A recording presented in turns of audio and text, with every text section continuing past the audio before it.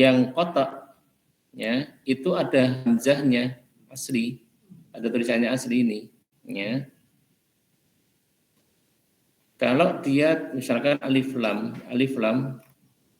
itu tidak ada seperti ini. Jadi untuk yang alif hamzah yang wasol dia tidak ada hamzahnya, tidak ada ininya hamzah ini, tapi dengan kepala apa ini namanya?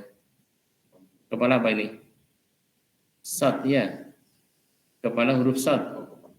Ini, ya dah? Ya, shad, kepala huruf shad itu tanda wasol, tidak aja ya. Nah, sehingga ini akan mengurangi kesalahan kayak tadi itu contohnya. Kayak tadi itu. Kalau ini nggak mungkin kita baca alaikal, misalkan alaika Al-Quran, ya. Karena memang tidak ada hamzah ininya aslinya ini. Ya. Ini sehingga kapan dia dibaca dengan a ketika muncul hamzahnya asli ini, iya kan? Sehingga bacanya wa istabrok. Nah, Quran kita Bapak jamaah yang dirahmati Allah SWT tidak membedakan mana yang kotok, mana yang wasol. Ya enggak? Kalau kita perhatikan misalkan idza. Ini tulisannya juga gini. Apa kita nyebut seperti ini? Ini apa? Alif atau hamzah? Idza. Alif. Alif kan? Ya, alif. Misalkan itu alif. Ini apa ini? Asawirah ini alif juga. Alif juga. Ya. Tadi yang sundusin. Nah, ini juga alif juga kan? Alif juga. Berarti semuanya alif. Ya enggak? Semuanya alif. Terus kapan kita bacanya yang harus dibaca a dengan yang tidak? Ini yang inna, ini inya apa ini ya? Alif atau hamzah? Ini loh. Inna ini alif. Ya. Berarti semuanya alif kan? Nggak ada hamzahnya. Nah ini. Ini kadang tadi itu. Ya mungkin dia dengan adanya harokat ini ya. Adanya harokat ini. Tapi ya tadi itu belum bisa mewakili.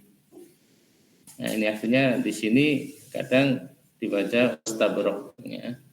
Wah istabrok. Ya, jadi ada plus minusnya ya, plus minusnya. Dari sisi apa itu informasi, Quran kita banyak memberikan informasi ya. Terutama ketika ada tanwin ketemu dengan alif wasol hamzah wasol tadi itu. Ya, hamzah wasol. Jadi misalkan khaironil wasiyah itu kalau Quran kita mesti adanya bawahnya itu khaironil wasiyatu ya khairon atau lahwaning faddu dalam surah Al-Jumu'ah ya lanfal. Kalau Quran ini tidak ada. Ini enggak ada nunnya. Sehingga sangat kemungkinan akan salah kalau baca dengan Quran yang seperti ini. Ya, berarti masih satu ini ya, masih satu riwayat Imam Hafiz ya. Jadi Imam Hafiz. Ya, kita lanjut ya. Wa istabraq sutra tebal ya. Dan ini adalah pakaian penduduk surga ya, karena mereka itu tidak ada halal dan haram, semuanya dihalalkan. Beda dengan ketika di dunia. Ketika di dunia sutra tidak boleh dipakai untuk laki-laki ya. Wa hullu dan mereka diberi perhiasan ya, asawira dengan gelang-gelang min fiddah dari perak ya, dari perak. Fiddah. Kalau emas itu zahab. Ya. Kalau laki-laki tidak boleh di dunia pakai emas, ya. Tapi kalau perak dibolehkan, ya, dibolehkan. Kemudian wasaqahum rabbuhum syaraban tahura. Wasaqahum dan Allah memberi kepada mereka saqo yaski rabbuhum Tuhan mereka syaraban minuman yang tahuro, yang suci bersih, tahur, ya, tahur. Dalam masalah fikih itu ada namanya air yang suci dan mensucikan. Ada yang suci tapi tidak mensucikan. Contohnya apa? Air teh. Air teh itu suci enggak? Ini suci ya, tapi mensucikan atau tidak? Tidak mensucikan. Sebabnya apa? Sudah berubah salah satu dari 3 sifat, warna, rasa, dan bau. Warna, rasa, dan bau. Iya, nggak bisa. Mau pakai apa sih, Pak? Ya, minum aja itu. Nggak usah dibahas. Oh iya. Iya, itu ya. Tapi kalau air laut suci, ya, karena memang ya dalam hati disebutkan al-hilu ma'uhu, apa itu tahuru ma'uhu wal hilu maitatuhu. Jadi airnya itu suci dan bangkainya pun halal. Bangkai yang ada dalam lautan itu halal. Sehingga semua hewan-hewan yang di lautan juga halal. Iya itu ya. Itu bedanya seperti itu. Kemudian inna hadza kana lakum. Inna sesungguhnya hadza ini kana adalah lakum bagi kalian jazaan sebagai balasan. Wa kana dan adalah sa'yukum ya, usaha kalian maskuro yang disyukuri, maskuro yang disyukuri. Maskur. Jadi nikmat-nikmat itu adalah sebagai balasan dari Allah SWT dan ya karena bentuk suatu yang perlu disyukuri, usaha yang disyukuri. Inna nahnu inna sesungguhnya kami ya. Ini ada sebenarnya gabungan antara ina dan na gitu ya. Jadi ina dan na. Inna nahnu kami nazzalna kita menurunkan alaika ya atasmu Al-Qur'ana tanzila ya dengan berangsur-angsur. Jadi bedanya antara nazzala dengan anzala yang artinya sama-sama menurunkan, artinya turun. Kalau nazzala itu turun, tapi kalau nazzala itu menurunkan. Beda ya, turun dan menurunkan beda kan? Ya, anzala itu ikut wazan anzala yunzilu af'ala yuf'ilu. Af'ala. Jadi yang pernah belajar sorof ya, af'ala yuf'ilu if'alan gitu kan. Wa muf'alan fa huwa muf'ilun. Kalau nazzala yunazzilu tanzilan ya. Apa bedanya? Kalau nazzala turunnya berangsur-angsur. Kalau anzala turunnya sekaligus. Ya, turunnya sekaligus. Inna anzalnahu fi lailatul qadar. Ya. Sesungguhnya kami telah menurunkan Al-Qur'an pada malam kemudian. Dan ini sekaligus menjawab kenapa sebagian masyarakat yang memperingati turunnya Al-Qur'an pada tanggal 17, padahal Al-Qur'an mengatakan kami telah menurunkan Al-Qur'an pada Lailatul Qadar. Lailatul Qadar itu mesti di akhir, ya enggak? Di akhir 10 hari bulan Ramadan. Sementara orang-orang memperingati tanggal berapa? 17. Gimana tadi jawabnya? Quran turun 2 kali, ya toh. Yang pertama dari Lauhul Mahfuz ke dunia itu sekaligus, ya toh, ke langit dunia sekaligus dengan memakai kata-kata anzalna, ya anzalna. Kemudian turun ke dunia dengan berangsur-angsur, ya selama 23 tahun itu dengan nazzalna. Ya, ya Allah alam seperti itu. Ya. Dan Allah menurunkan Quran ini sebagai hujjah linas, ya. Maka alhamdulillah adanya kajian tafhimul Quran ini ya dalam rangka kita melaksanakan apa yang diperintah Allah. Quran itu tidak cukup dibaca, tapi Quran perlu dipelajari, ditadaburi, ya, kemudian direnungkan dan diamalkan. Inilah Quran, fungsi Quran ya seperti itu. Ya, Quran tidak cukup dibaca. Ya, banyak orang itu masih salah sangka. Sebagian besar mungkin bahkan sampai 70%. Sebagian kaum muslimin itu masih salah sangka dengan Quran, gitu. Dianggap Quran itu tujuan utama ya dibaca itu, toh, gitu. Jadi kalau kegiatannya yang baca Quran sudah selesai, terus ya baca Quran, gitu. Mereka nggak ada ketertarikan, nggak ada rasa penasaran dengan isi Quran itu apa sih. Gitu. Harusnya kan penasaran, bisa baca nggak belum paham, harusnya kan penasaran. Ya. Ini tidak, ya karena menganggap itulah tujuan Quran ya dibaca itu, gitu. Walaupun nggak paham, yang penting bisa baca. Gitu.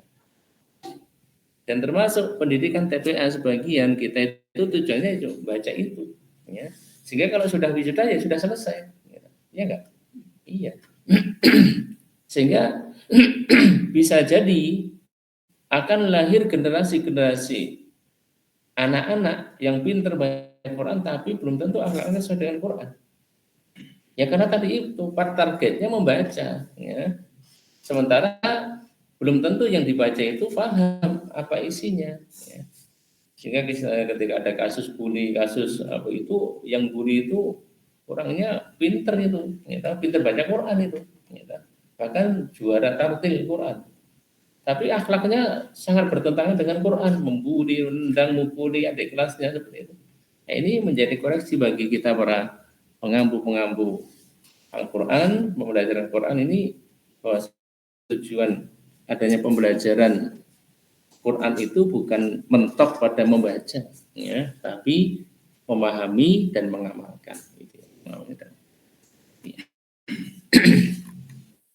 Kemudian fasbir li hukmi rabbika wa la tuti' minhum athiman aw kafura. Fasbir fa maka, gitu. Isbir, ya ini kalau dibaca lanjut, nah ini fasbir ini alifnya enggak dipakai, enggak dibaca ini. Ya, tapi kalau kita satu-satu fa maka isbir, ya. Kenapa dibaca isbir enggak usbir atau enggak asbir? Apa kaidahnya? Huruf ketiga. Huruf ketiga ini ba, sod dan ini. Kita tadi apa? Alif ya? Ya alif, gitu, alif. Ya, kalau namanya hamzah wasol.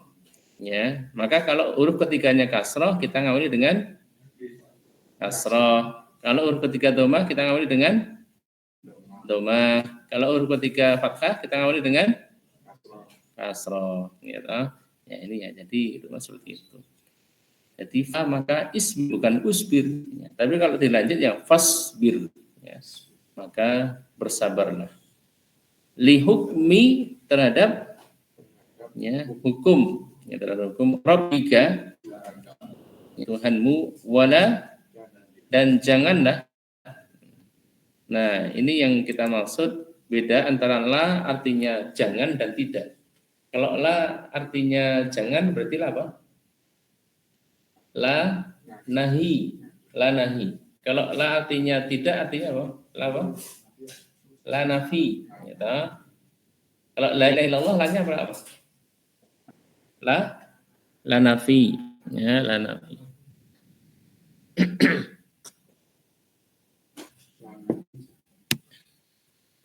Iya.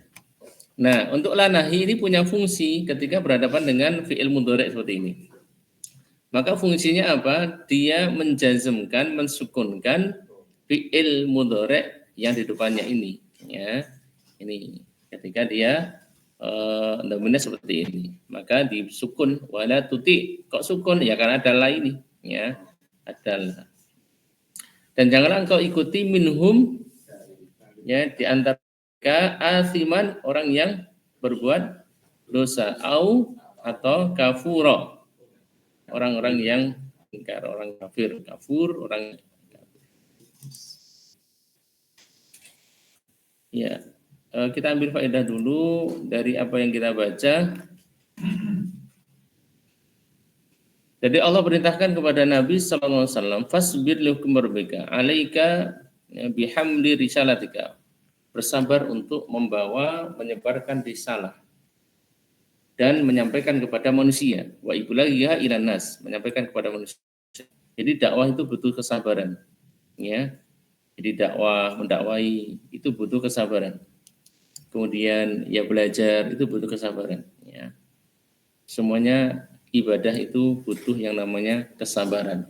Ya. Orang yang nggak sabar ya dia gagal, ya gagal. Ya. Apalagi belajar, ya, belajar memang harus sabar. Kalau nggak sabar ya tidak bisa menghasilkan apa yang dia inginkan. Ya seperti itu. Sabar.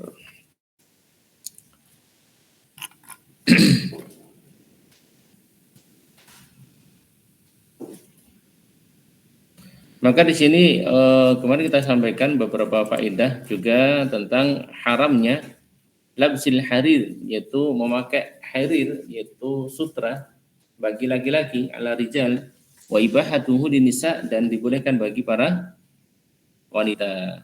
Wa kal harir, sebagaimana diharamkan harir itu adalah zahab, apa zahab? Emas, yaitu emas. Emas. Ini kalau laki-laki tidak boleh, kalau perempuan ya silahkan pakai zahab, pakai emas. Ya. Boleh kita mengambil yaitu pelayan yang soleh, ya, pelayan yang baik, ya, karena ya tadi itu karena kemarin membicarakan tentang pelayan-pelayan di surga, ya, pelayan-pelayan yang mereka melayani penduduk surga. Wildan mukhalladun, wildan, ya, jama dari walad, anak-anak kecil yang mukhalladun, ya, kekal dan melayani di sana. Ya.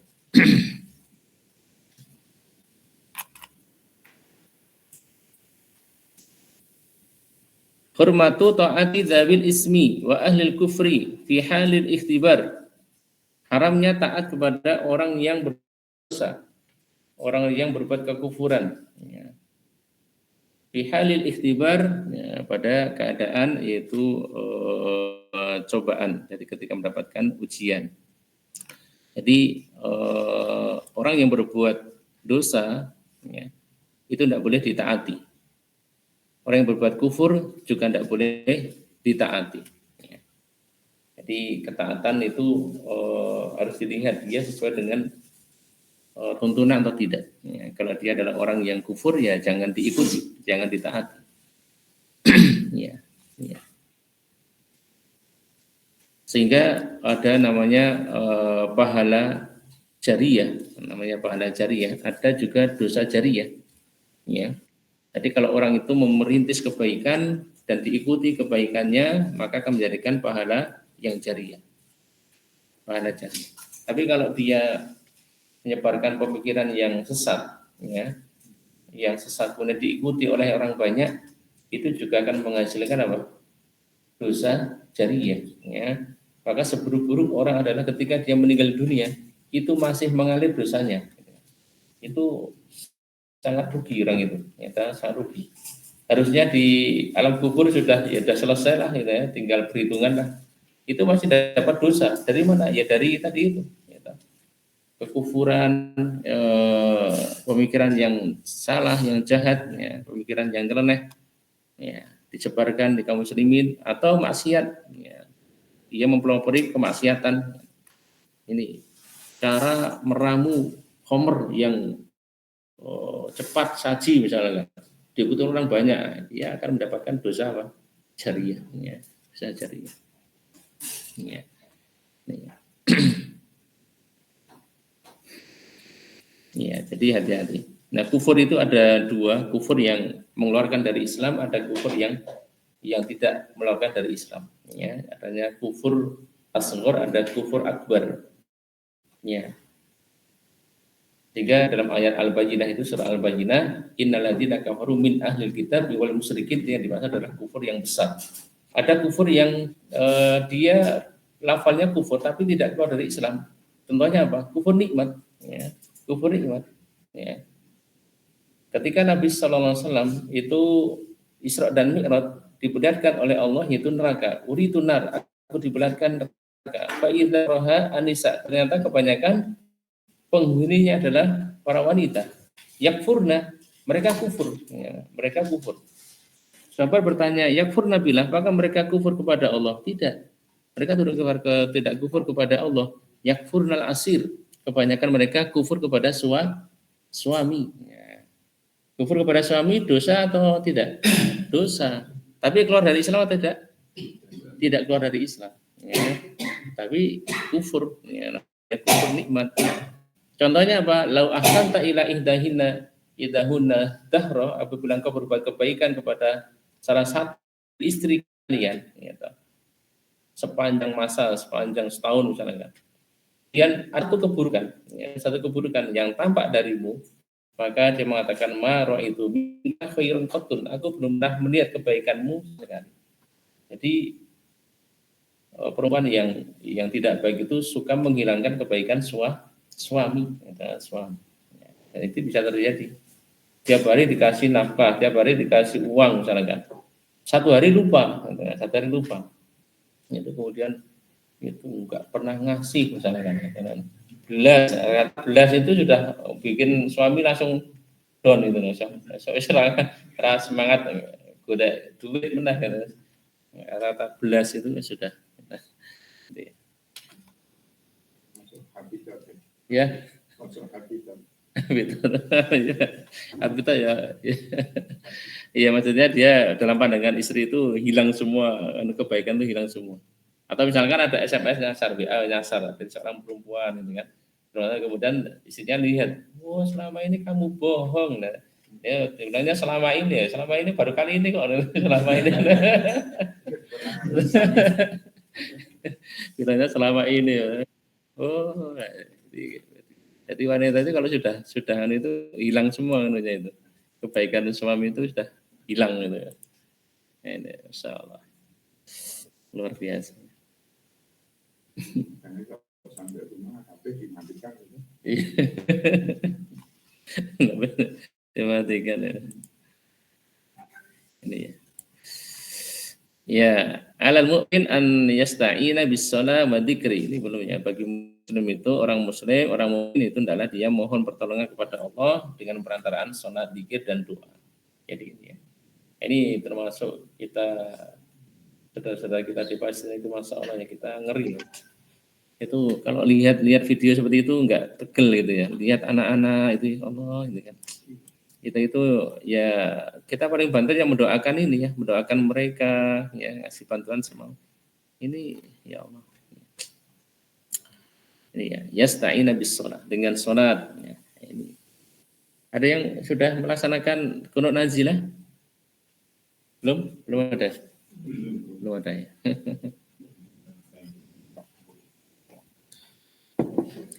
Iya, kalau enggak nurga ya dengan sendi-sendi, doa sendiri-sendiri.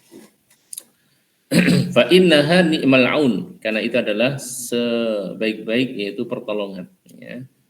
Pertolongan. Istibabu nafilatul lail ya, dianjurkan salat malam atau salat nafilah. Ini nanti insyaallah akan kita bahas. Ada pertanyaan? Berkaitan dengan apa? Ya, kalau tidak ada, ini kemarin saya ada pertanyaan. Jadi ada gini ya. Sekarang banyak kasus ya. Ternyata ceritanya itu adalah anak angkat, ya anak angkat. Banyak anak angkat itu ternyata karena dia nggak punya anak, terus dia adopsi. Nah sekarang itu kadang dia dapat akte, jadi orang tuanya itu bapaknya itu ketika laporan itu saya adalah orang tua asli dengan asli, sehingga dia dapat akte kelahiran, akte itu seolah-olah dia adalah bapaknya asli. Nah ini kadang akhirnya itu anaknya semuanya, anak angkatnya itu, gitu. Nah akhirnya saudara-saudaranya, bapaknya itu protes, kami malah nggak dapat. Nah ini bukan satu dua, ternyata banyak kasus seperti ini. Kasus seperti itu banyak. Bahkan di dekat Dongkelan itu juga ada seperti itu. Ketika saudara-saudara ini mau nuntut, ini tadi anak ini dia punya pengacara, kalah, artinya nggak bisa menang, gitu kan. Entah karena aktenya tadi itu, gitu, atau dia memang punya lawyer yang bagus, gitu ya, pinter ngomong, gitu ya, dia mungkin alasannya dulu sudah dihibahkan semuanya, tapi hibah itu nggak boleh. Hibah itu kepada selain ahli waris ya maksimal 1/3, ya, sebagaimana wasiat, selama masih ada ahli waris. kecuali ahli warisnya itu mengikhlaskan, mengizinkan itu. Tapi kalau tidak ya maksimal seperti tadi. Ya. Karena kalau ini nanti semuanya dikasihkan kepada anak angkat yang dia bukan sama sekali nggak ada hubungan kekerabatan, maka akhirnya timbul masalah, gitu. Yang harusnya saudaranya itu masih ada hubungan kekerabatan harusnya dapat, jadi tidak dapat. Nah, ini menjadi polemik, jadi masalah. Inilah kezaliman. Ya. Jadi ternyata orang benar itu belum tentu menang. Gitu. Ya. Orang benar itu belum tentu menang. Bisa jadi dia kalah ngomong, gitu. Kalah pengacara tadi itu, gitu. Kalah pengacara atau nyogok, gitu. Nyogok ke hakim. Jadi hakim itu juga bisa disogok, gitu. Sehingga Al-Quran itu mengatakan wala ta'kulu amwalakum bainakum bil batili wa tudlu biha ila hukam. Kalian nyogok ke hakim, gitu. Hanya untuk ditakulu fariqam min amwalinas bil ismi, untuk harta orang lain dengan cara dosa. Jadi ya banyak kemungkinan orang benar itu kalau nggak bisa ngomong ya bisa kalah tenan. Gitu. Ya nggak kira-kira? Iya. Iya. Jadi itu tadi kalah sama aktor tadi. Itu dia. Itu yang kadang lalu itu ngangkat anak masih kecil. Anaknya nggak tahu apa-apa, sudah sampai besar, sudah dibuatkan aktor. Ya. Nah, ketika itu kan terus kemudian anaknya sudah besar, dia lihat akte, nah ini bapaknya. Itu ya. Nah, itu juga. Dan nggak ada yang genaki ya. Nah ini kasusnya banyak seperti ini ya. Jadi ini setahu saya ya harusnya pengadilan itu juga harusnya menimba semua informasi, gitu kan. Kalau seperti ini kan kasihan saudaranya. Ya, kasihan saudaranya, dia harusnya berhak, akhirnya tidak dapat. Nah, ada beberapa tambahan tentang rukun hibah ya. Rukun hibah itu ada 4. Ya. Yang pertama ada pemberi. Jadi nanti kita pemberi atau istilahnya adalah al-wahib atau wahib. Syarat pemberi ini adalah satu merdeka. Satu adalah orang yang merdeka. Sehingga budak itu tidak sah pemberiannya itu, ya, karena dianya sendiri itu milik tuannya, ya enggak? Dia dan hartanya milik tuannya. Sehingga ketika dia ingin memberi itu harus dengan izin sama tuannya. Sehingga pemberian itu tidak sah oleh seorang budak. Kalau merdeka kayak kita itu kan merdeka, itu sah. Yang kedua berakal, ya, dia pemberi adalah orang yang berakal, orang yang gila yang enggak sah. Ya. Yang ke syarat wahib tadi ya? Ya, wahib. Ini masih pertama ya, rukun yang pertama wahib atau pemberi. Balik, yang ketiga adalah balik. Dia sudah balik atau mumayyiz, ya. Itu sah. Anak kecil yang belum mumayyiz enggak sah. Yang keempat terakhir adalah barang itu milik pemberi. Sudah betul-betul miliknya. Nah, miliknya. Kalau misalkan dia dijanjikan besok tahun depan kamu akan dapat uang sekian misalkan. Kemudian dikasih itu enggak sah karena dia belum diterima. Ya. Suatu yang dijanjikan yang belum diterima ya tidak boleh dikasihkan. Belum diterima kok dikasihkan. Yang kedua adalah penerima atau bahasa Arabnya al-mauhub lahu, ya, penerimanya. Nah ini boleh bila penerima masih kecil itu sah asal boleh diwakilkan kepada walinya. Ya, jadi misalkan anak-anak kecil nanti kasihkan saja kepada walinya. Yang ketiga adalah barang itu sendiri. Jadi ada barangnya atau al-mauhub. Ya, ada beberapa syarat. Yang pertama barang ada saat diserah terimakan, ya, atau saat diserahkan ada barangnya. Ya. Dan sampai barangnya enggak jelas, enggak ada, itu dikasihkan sama orang lain. Kemudian yang kedua barang sudah diserah terimakan, artinya sudah miliknya sendiri. Yang ketiga adalah benda milik pemberi hibah, ya, sudah menjadi miliknya. Yang keempat ini adalah sigo atau serah terima. Nah, ini bisa dengan lafadz ijab qabul atau yang selainnya sesuai dengan uruf kebiasaan. Ya. Terus beberapa catatan tentang serah hibah. hibah saat sakit menjelang maut, menjelang kematian, maka tidak sah dan dianggap wasiat. Gitu ya. Makanya hibah itu harus kondisinya hidup dan sehat. Hidup dan sehat itu baru nanti masuk ke hibah. Tapi kalau sudah sentik-sentik, sudah mau mati, meninggal dunia, baru ngasihkan, itu bukan hibah, tapi nanti wasiat. Ya. Wasiat. Wasiat. Bila wasiat kepada ahli waris, ya, karena asalnya ahli waris nggak dapat wasiat, ya enggak? La wasiata lil waris, gitu. Tidak ada wasiat bagi ahli waris. Kalau dia saking senengnya dengan salah satu anak misalkan atau salah satu cucu yang dia dapat warisan, dia akhirnya dikasih wasiat. Kalau saya mati, itu anakku yang nomor 3 tak kasih ini misalnya. Gimana hukumnya? Nah, nanti setelah meninggal dunia tergantung dengan ahli waris yang lainnya. Boleh atau tidak? Kalau ahli waris yang lainnya nggak bolehkan, berarti gagal. Jadi wasiat itu nggak perlu ditunaikan. Tapi kalau ahli waris yang lainnya membolehkan, ya, mengizinkan, membolehkan, berarti sah. Ya seperti kita ngasih sama saudara kita. Gitu ya.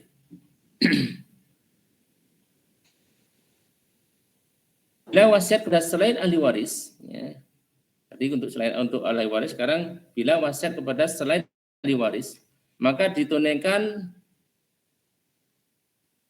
tidak tergantung dengan ahli waris selama maksimal hanya sepertiga.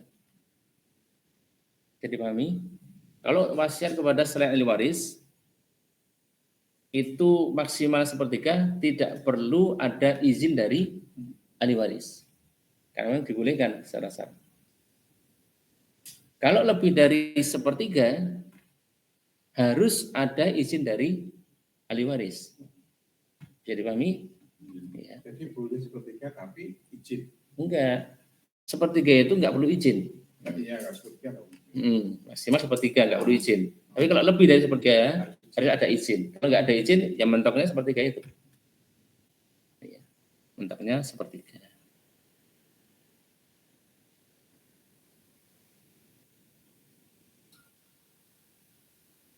Sehingga boleh menghibahkan sebagian atau seluruhnya dengan seizin ahli waris yang lainnya. Kalau nggak dapat itu nggak dapat.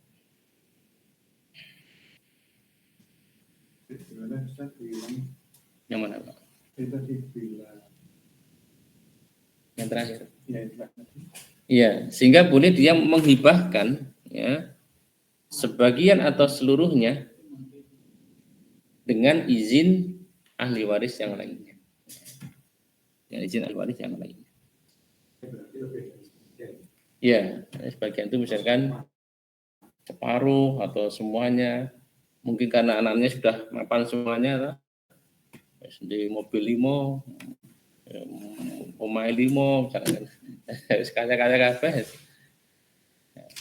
rapopo kayak semuanya, itu bisa. Tapi kalau nggak dapat izin ya maksimal berapa? Sepertiga, maksimal sepertiga. Hibah juga sama wasiat sama. Iya, iya.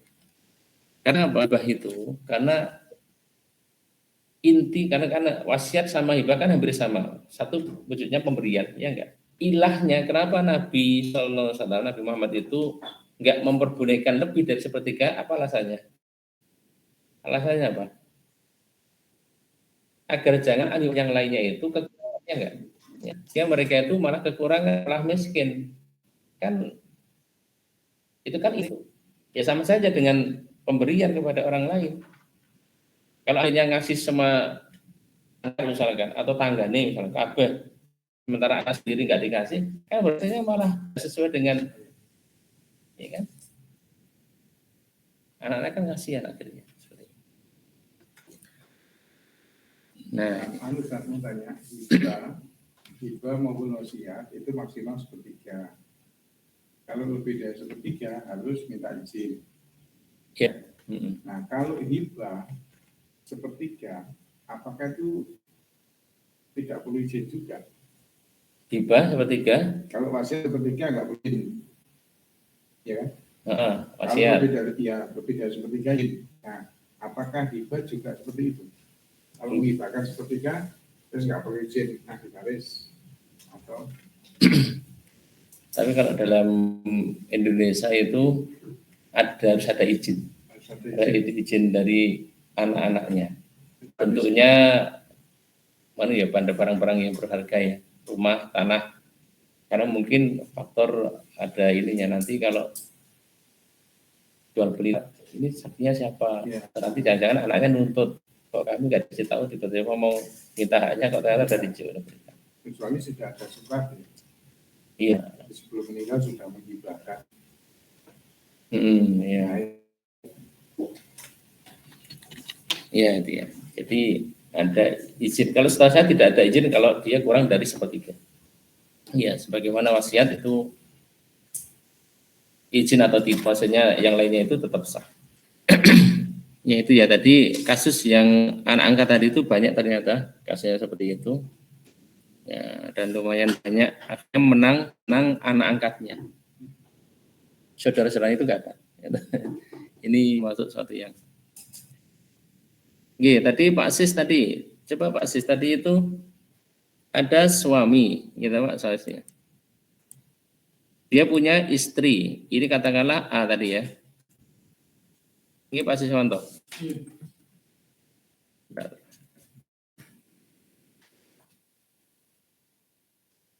Dia punya istri namanya B, misalkan B. Kemudian istri ini enggak jelas istrinya ini sah atau tidak, ini yang C. Ya Pak ya? C ya? Oh, C itu anaknya ya? Enggak usah sah. Enggak usah. Dia masih punya saudara enggak Pak? Oh tadi saudara tadi ya? Saudara dari B ya? Oh, saudara istrinya. Kan yang meninggal yang B. Artinya 9 nama. Semua udah meninggal. Ini anak. Ya, anaknya. Bapak, aduh. Ini anak. Jadi yang saya tangkap tadi itu, ini anak ini yang tadi jangan C tadi ya? Ya, anaknya ini anak kandung dari C.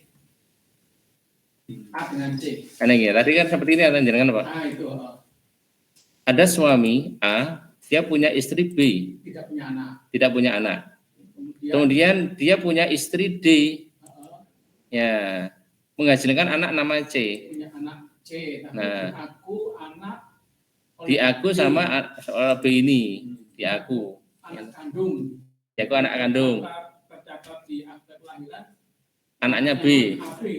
Anaknya AB. Anaknya A sama B. Ya. Ini enggak jelas, soalnya ini enggak tercatat ya. Tinggalnya jauh. Oh gitu ya. Tapi sah Pak. Secara pengadilan sah enggak? Atau siri Pak? Saya secara pengadilan enggak ada keterangannya. Jadi siri Pak, siri. Mungkin siri. Mungkin siri. Dan AB ini sampai mereka meninggal tidak memberitahu si A sempat memberitahu C, tapi secara tersembunyi. Tapi si B, kalau dia itu ibu tiri, dia tidak terus terang sama C. Ini enggak terus terang sama C. Ya, karena ya sudah dianggap anak kandung gitu, dianggap di kelurahan, di anak kandung. Tapi si A ini membocorkan rahasianya itu bahwa ibu kamu itu yang D, bukan B. Ibumu C itu yang D, bukan B. Ibu kamu yang D. Ada di mana? Di sana itu. Kandung. Ini ibu tiri gitu ya? Nah, anak C ini setelah A itu meninggal, harus sadar bahwa A ini meninggalkan catatan kertas sama rekaman disimpan di suatu lemari, pesan sama C. Besok kalau kamu ada kelonggaran waktu, itu catatan dari A itu kamu baca. Isinya? Setelah dibaca catatan dari A itu, dan ternyata isinya bahwa A ini berterus terang kalau C ini anaknya D. Nah, kaget. Nah, D di mana? Nang kono kae panganan ora apa-apa. Nah, ternyata berangkat ke sana itu menjauh di sana tanpa sepengetahuan B. Tapi si A ini kan sudah meninggal. Ya, sudah meninggal. Dia sadar mau mencari D itu, kandungnya itu, sadarnya setelah si A ini meninggal.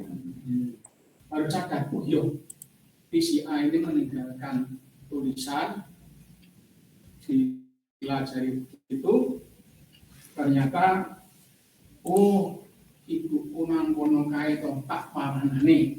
Akhirnya ketemu dan ya keluarga D di sana menyambut baik, welcome sekali gitu. Oh, sama C ini. Kemudian C pulang lagi ke B. Enggak di sana sendirian Pak ini Pak. Itu Di ini. Keluarga besar. Tapi enggak tahu dia enggak punya suami lagi tahu? Punya. Oh, ini ya terus ini. Ya. Ya punya. Ya. Tapi sebelumnya sudah nikah sama ini dulu ya kan? Ya. Bisa. Ini bisa. Ya, kemudian sepakat C yang masih kecil ini dibawa diberikan ke B. Ki anggapan anak kandungmu, misalnya dicatat akte kelahirannya segala macam. Kebetulan waktu itu orang tua A itu lurah, jadi menang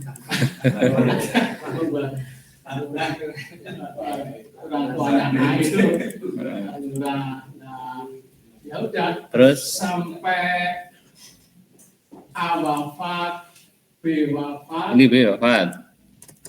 Itu si C setelah itu karena ada warisan, termasuk warisan dari B yang ikut diri,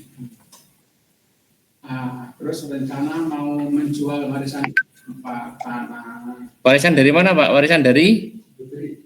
Ya kalau warisan dari A mungkin otomatis warisnya ke C ya. B dan Ya bisa. D. B dan D Pak. Juga, ya. Selama masih ada istrinya ya, masih sebagai istrinya ya. Tapi ini B ini meninggalkan berupa tanah, sawah gitu. Ada tulisan ini sih waktu hidup itu ada tulisan meninggalkan tulisan semacam wasiat itu disahkan ke kelurahan. Besok semua harta A dan B ini diberikan oleh anak tunggal C. Nah, ketika mau membuat surat wasiat, si C ini membuat surat wasiat ke kantor, itu orang kantor kecamatan dan sebagainya itu tanda tanya, kenapa ini bikin wasiat? Nah, ini sudah otomatis ahli waris, kok tidak bikin wasiat, ini apa-apa gitu. Yang mau berwasiat siapa ini? Ini. Ya, jadi setelah A dan B itu meninggal, itu IC membuat membuat sertifikat tanahnya itu lapor ke kelurahan dan kecamatan itu pihak sana kok tidak nganggo surat wasiat. Maksudnya wasiat dari ini ya, dari orang tua. Terus A dan B itu tanda tangan. Iya. Besok kontoku begawe C gitu loh. Awal-awalnya dulu. Terus seperti itu. Kemudian ya oke lah bikin sertifikat. Jadi terus mau dijual. Ini menjual tanah. Terutama yang peninggalannya dari istri B itu mau dijual. Nah setelah mau dijual, kerabat dari pihak B itu ada yang menghalangi. Ini punya saudara. Ya, saudara. Saudaranya ponakan padahal. Saudaranya pernah keponakannya B sebenarnya. Saudaranya B. Jadi keponakannya B menghalangi C untuk menjual tanah. Ya. Tanahnya B. Terus? Jangan kamu jual, kamu pakai silahkan, tapi jangan kamu buat. Jangan kamu jual, kamu tuh bukan anak kandungnya. Konangan berarti. Terus? Dan saudaranya dari B ini tahu sejarahnya sehingga menghalangi. Kamu pakai aja tapi jangan jual. Ya. Jadi saudara tadinya berapa Pak jumlahnya? Saudaranya B ini, saudaranya ya. Ya kalau 10 berkeluarga sih, 5 laki-laki 5 perempuan. Yang B ini posisinya di nomor 6. Laki-lakinya 5. Jadi saudaranya B, laki-laki 5, perempuan 5.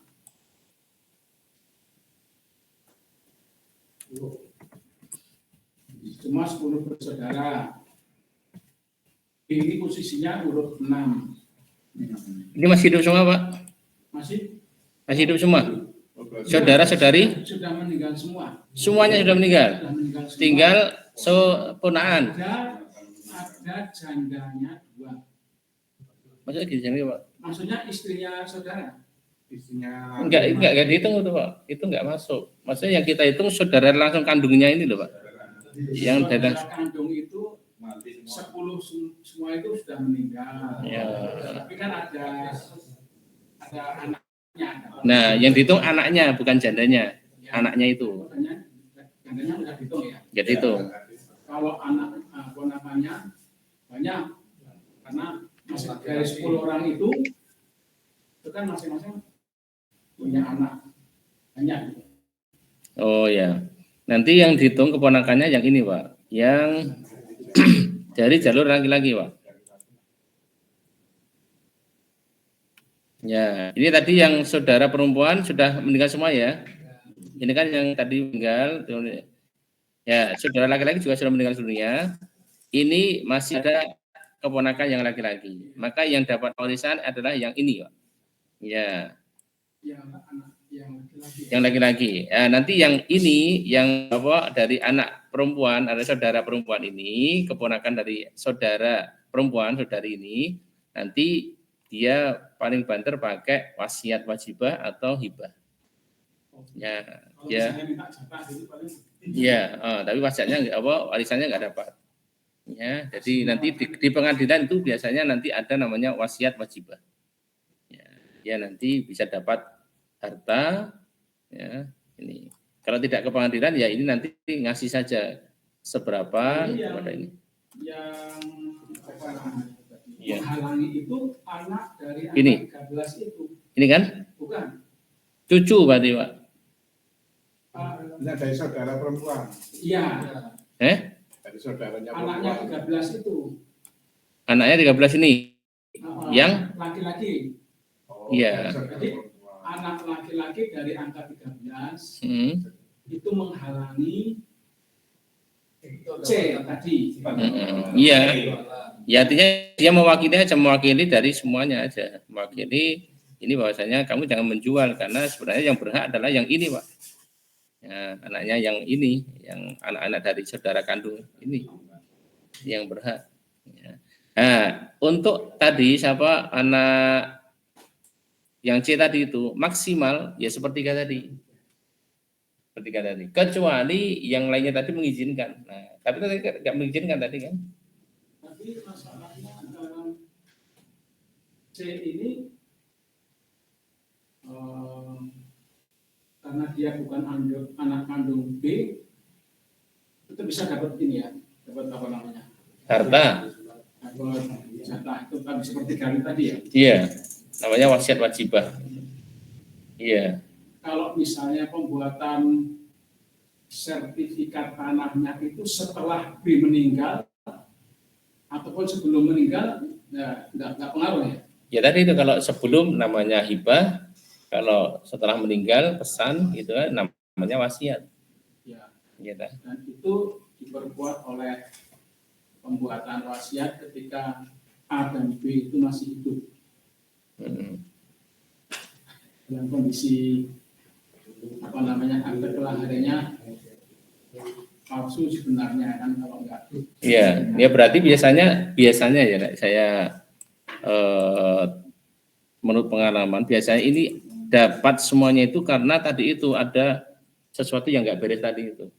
Mungkin karena tadi itu membuat surat wasiat tadi itu, gitu kan? Atau mungkin akte kelahirannya itu diatasnamakan ayah angkat, ya. Dan akhirnya kan tadi palsu kan, hasilnya kan palsu itu.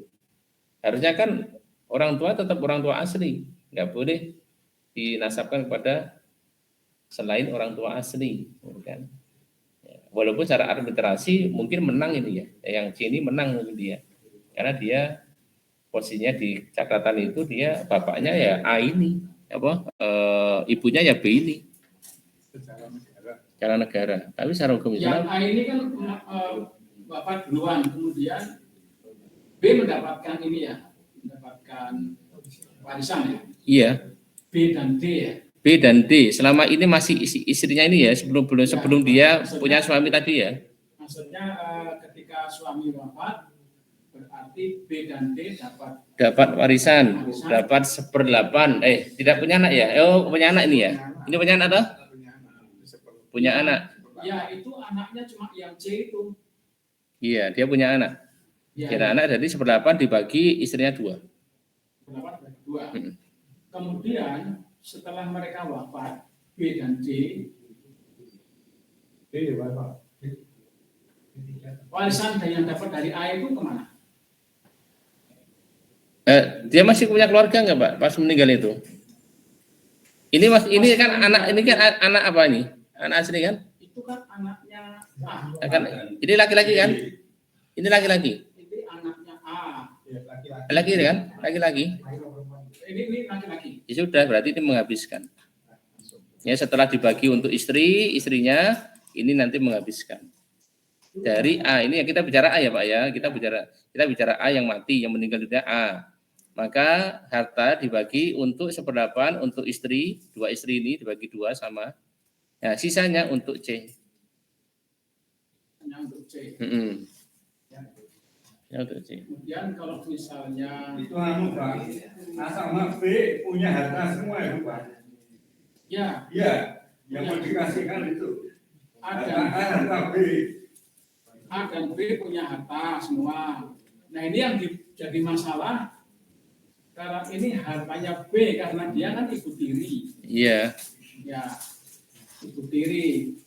Kemudian kalau ibu tiri ini atau yang B itu meninggal, harta dari A ini Ya kan sudah dibagi kan? digabungkan sama itu ya? Iya, hartanya warisan dari A sudah jadi satu kepada B.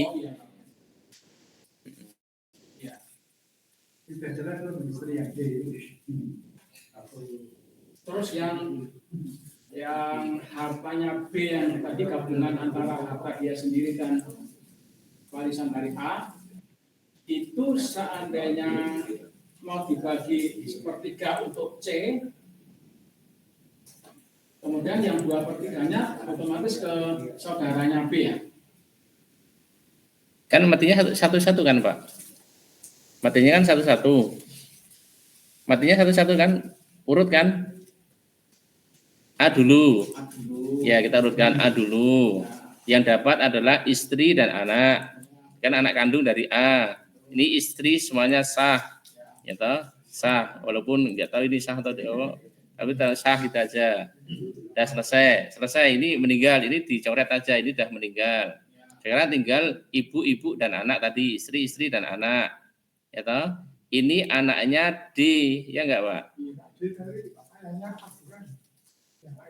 Iya, ini kan ini punya istri 2, Pak. Iya, gitu ya. Terus B ini bukan ibunya C, ya kan? Tidak saling mewarisi. D dan C saling mewarisi karena dia anak dan ibu. Ya, ketika yang meninggal kan ini yang kita bicarakan.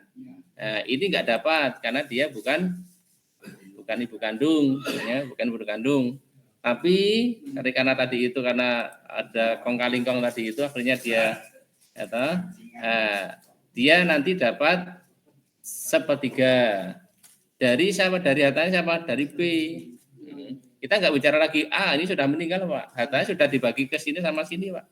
Ya, sama B sama D ini. Ya, kita bicara hartanya B. Nah, nanti dapatnya C ini dapatnya 1/3. Lainnya kemana? Lainnya ke saudara ini, Pak. Kalau saudara nggak ada, ya ponakane, anaknya saudara dan saudari tadi itu yang kita bicarakan. Gitu nggih. Tuh.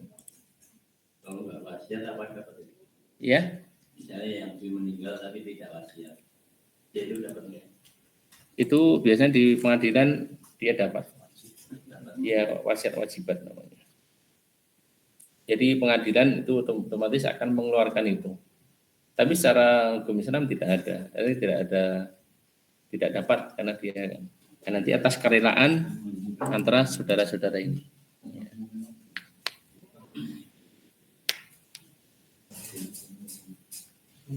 Ini itu nggih, masalah. Itu ada yang D itu kawinnya rasanya gimana? Ya dianggap sah, kita anggap sah aja, Pak, gitu. Nanti nek enggak sah mah dadi rumah. Itu warisan yang buat B belum diberikan berarti statusnya gantung, masih berhutang ya? Gimana, Pak? Jadi kan istri B ini kan harusnya kan dapat hak warisan dari suami. Iya. Tapi kalau karena ketidaktahuan sehingga sampai sekarang belum diberi. Terus berarti selama ini kemana? Hartanya kemana? Ya. Hartanya ini kemana, Pak? Atau di sini? Ditampung di sini?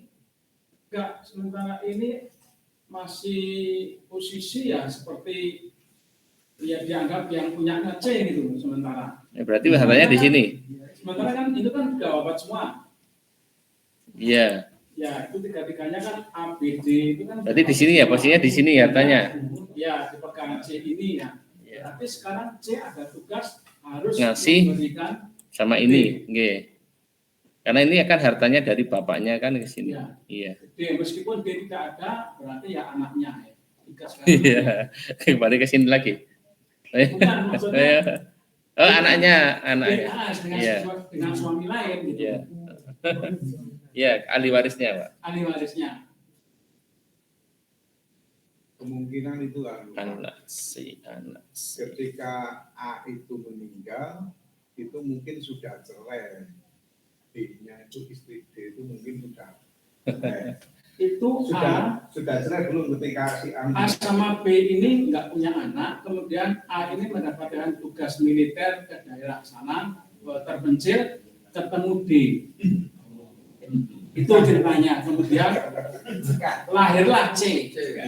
Nah, C-nya masih umur mungkin belum ada 1 tahun, dibawa pulang ke kampung, diberikan oleh B. Nyawa iki anak, dia dua anak, PN anggapan iki anak kandung, gitu.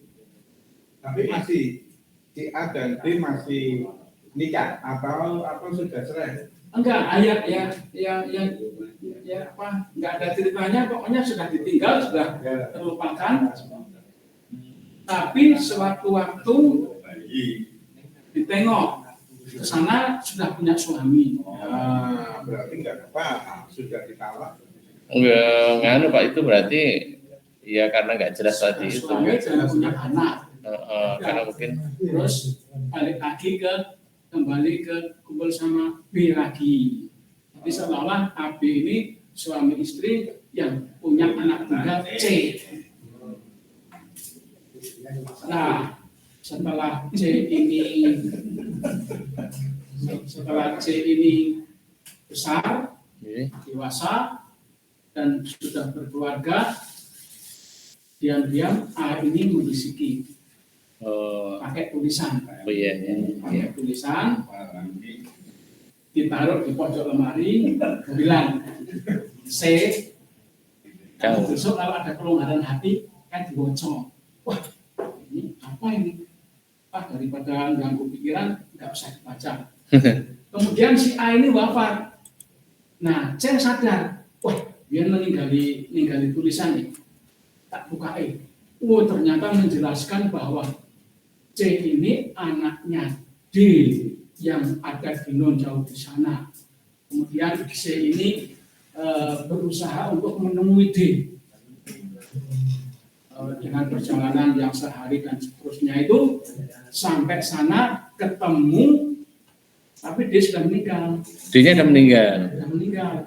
Ketemu pamannya. Memang di dalam surat itu sudah dijelaskan sebenarnya dari A ini, surat keterangan dari A ini dijelaskan, C, kamu besok ketemu paman ini, rumahnya ini, itu kemudian dia datang ke sana dan ketemu. Setelah sampai di sana, bilang, saya anaknya A sama pamannya itu. Oh, kamu berarti aslinya sini, dulu kamu lahir di rumah ini, gitu. Nah sekarang mana D? Ibu kandung sudah meninggal. Oh ya.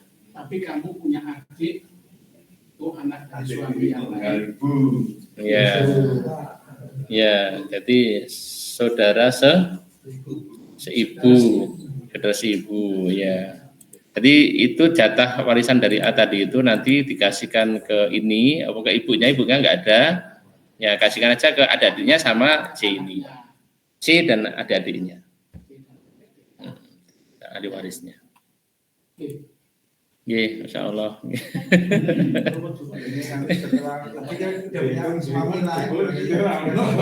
Ya? Enggak, dia kan statusnya sama ibunya asli kan, ya, ibunya kan hitungannya adalah ibu dan anak kan tetap dia tidak terpisah. Ya, jadi kan dapat dari A tadi kan belum dikasihkan ke D kan tadi.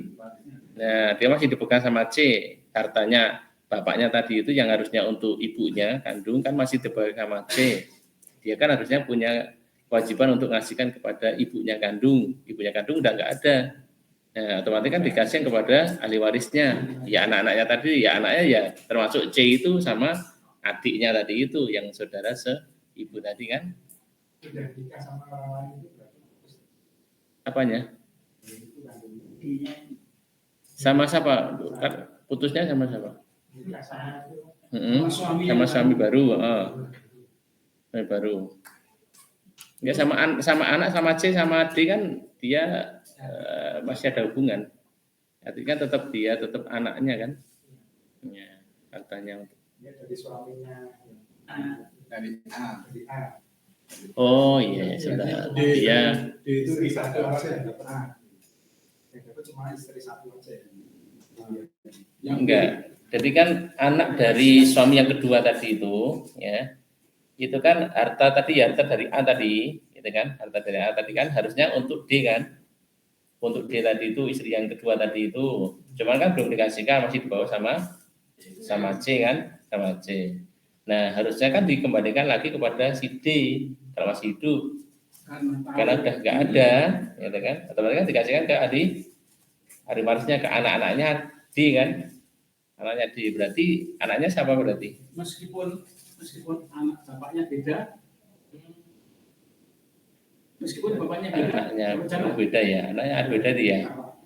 Bapaknya Oh iya, beda berarti tetap C ya. Berarti nggak perlu gede ya, karena dia sudah meninggal. Iya. Anaknya kan anaknya dari bapak lain lagi. Beda ya. Berarti C Pak, C lagi. Tetap ke C. Iya, kembali ke C lagi. Bos. Ini nyata juga. Jadi suami istri ini nggak punya anak. Terus suaminya ini sipil militer. Nah, untuk supaya angkatnya itu mendapatkan hak untuk jatah dari